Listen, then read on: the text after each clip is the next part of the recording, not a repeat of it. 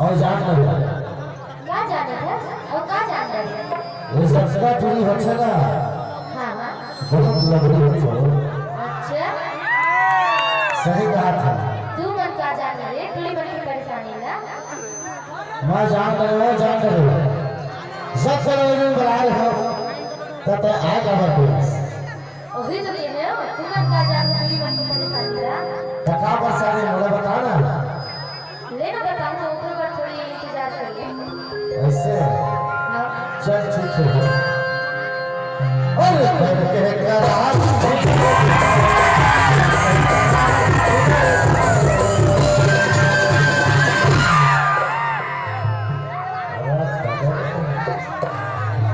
अरे वादा करके